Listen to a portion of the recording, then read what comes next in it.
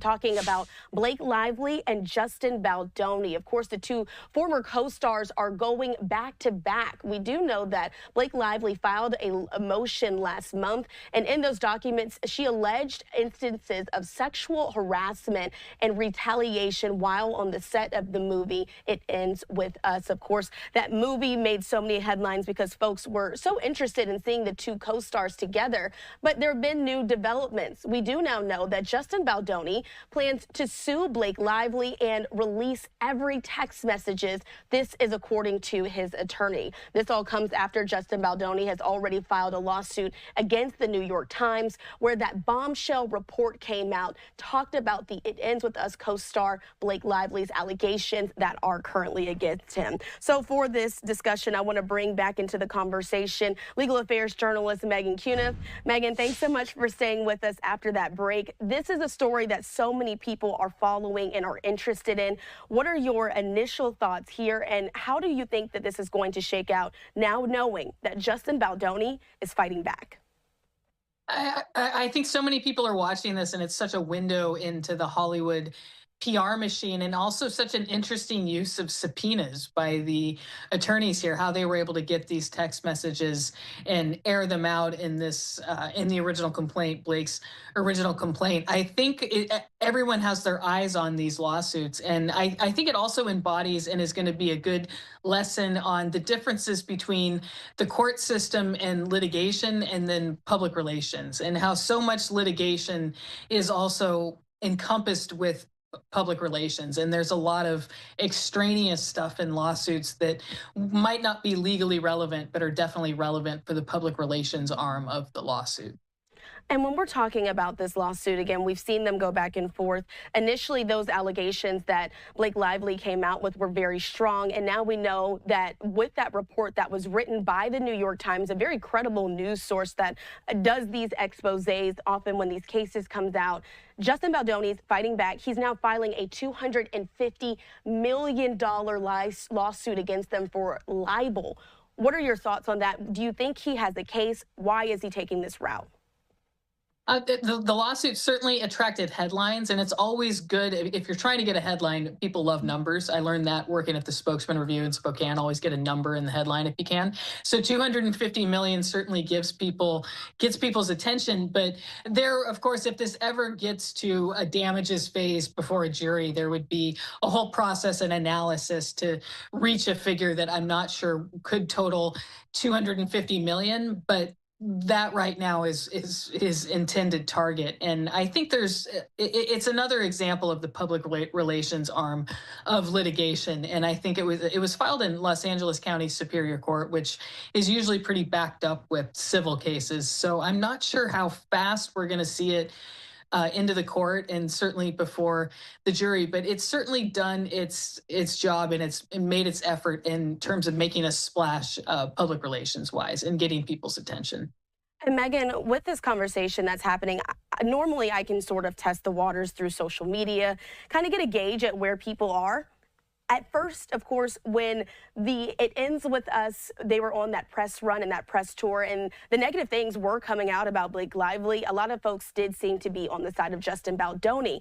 But in the wake of her filing that initial lawsuit and just putting out those text messages in the article, as we just discussed, it seemed like the wave shifted completely to Blake Lively's side and we're against Justin. Now he's fighting back. Where do you think they stand in the court of public opinion? And of course, do you think this is going to eventually affect, if this goes any further, to a courtroom?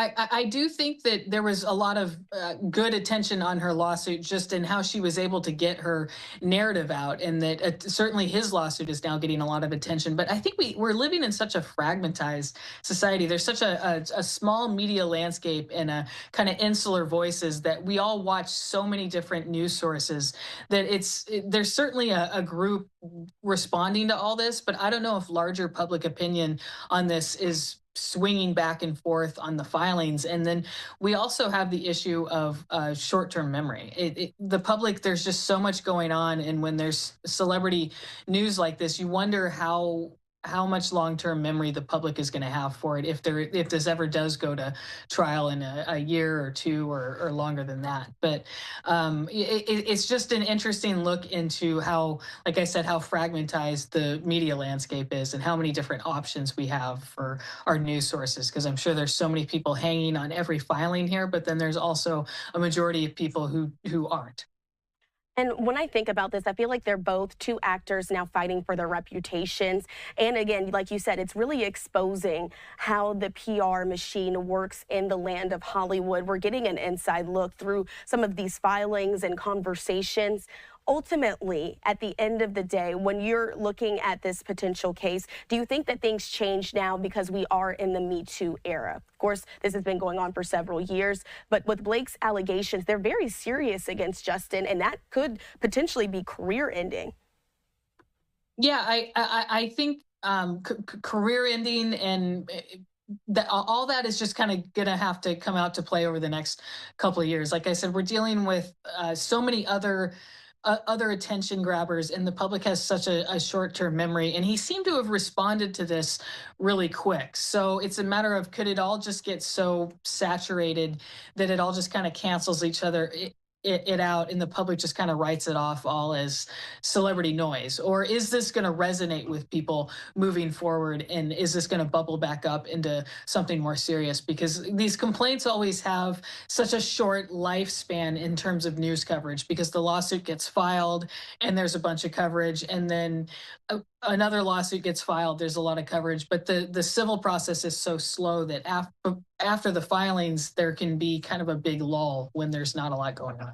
And I just showed some video there of Blake Lively's husband. Quickly before I let you go, Meghann, I want to put him back up here because Ryan Reynolds, of course, another famous actor there in Hollywood who has a lot of power and influence. Folks, of course, talking about how he is potentially involved in this lawsuit. As we know that he, of course, was on set, and that's where things started to get messy, I would say, as well for them. They pointed out. Do you think that this is going to affect his career in any way as well, or people are going to just kind of chalk it up to, hey, he's there for his wife?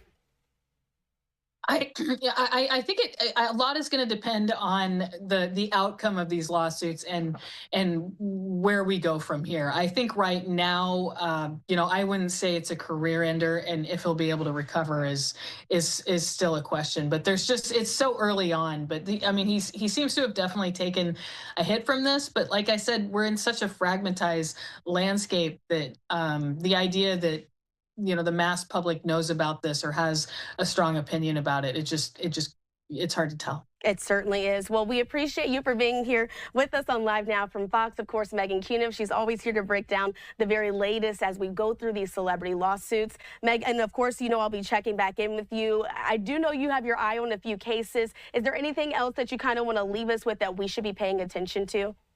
Yes, one big thing coming up here in Los Angeles is the rapper A$AP Rocky, who is with Rihanna. He has 2 kids with Rihanna. He's going to be going on trial just down the street from me in Los Angeles County Superior Court for 2 counts of first-degree assault. So that is later in January, and that's going to be quite a big one. He's accused of shooting a friend from high school a couple of years ago on a street in Hollywood. There's surveillance video evidence and other things that's going to come in. So I think that is going to be our next really big high-profile trial here in LA. I remember when that story broke, so I will certainly be checking in with you, Meghann, as soon as that gets underway so we can get the full outlay of what unfolds there in the courtroom. Thanks so much for being with us here on Live Now. Absolutely. Thank you. All right, so we are going to now take this opportunity here to step away for our final 2-minute break of the hour. Stay right here with us.